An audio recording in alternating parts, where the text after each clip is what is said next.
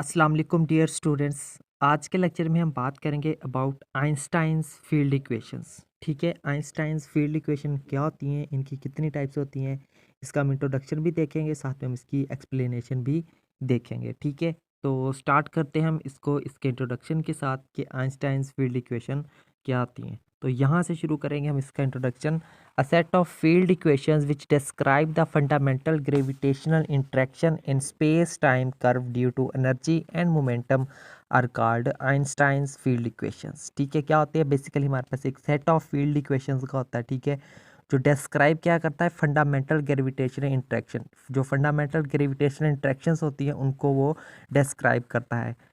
एक कहाँ पे होती हैं वो fundamental gravitational interactions in space time curve, किसी भी स्पेस टाइम कर्व के अंदर due to energy and momentum. उनको हम क्या कहते हैं, उस सेट ऑफ फील्ड इक्वेशंस को हम क्या कहते हैं, आइंस्टाइन्स फील्ड इक्वेशंस का नाम देते हैं। ठीक है, तो उसके बाद अगर हम इसको थोड़ा सा एक्सप्लेन यहाँ पे करें तो उसमें देखें क्या है।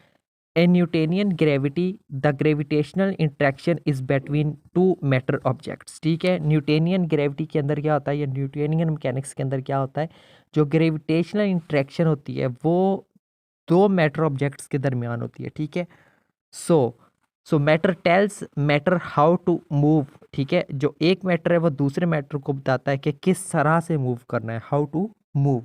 वाइल इन जनरल रिलेटिविटी, जबकि अगर हम जनरल रिलेटिविटी की बात करें उसमें क्या होता है, क्या होता है हमारे पास, the energy and momentum describe gravitational interaction.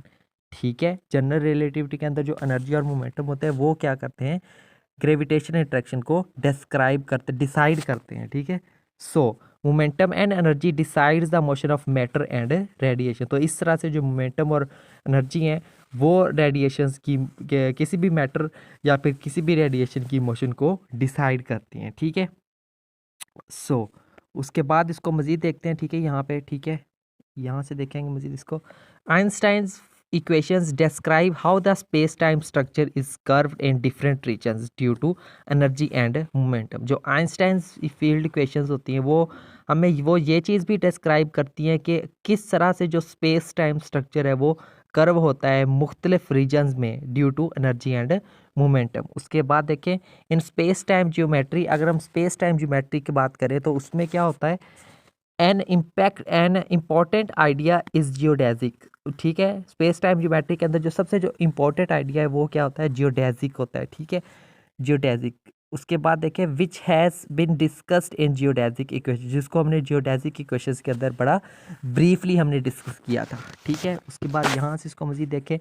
Einstein's field equations are categorised into 3 types which are given as. ठीक है, आइंस्टाइन्स की जो फील्ड इक्वेशंस होती हैं ना, इसको 3 कैटेगरीज के अंदर इसको जो है वो कैटेगराइज्ड किया गया है। वो कौन कौन सी होती हैं। Number 1 is field equations in the absence of gravitational field in vacuum. सबसे पहली बात, field equations in the absence of gravitational field, यानी कि किसी भी वैक्यूम के अंदर ग्रेविटेशनल फील्ड की अब्सेंस की अब ग्रेविटेशनल फील्ड की गैर मौजूदगी में जो हमारे पास जो सेट ऑफ फील्ड इक्वेशंस होता है। ठीक है, एक कैटेगरी इसकी वो होती है।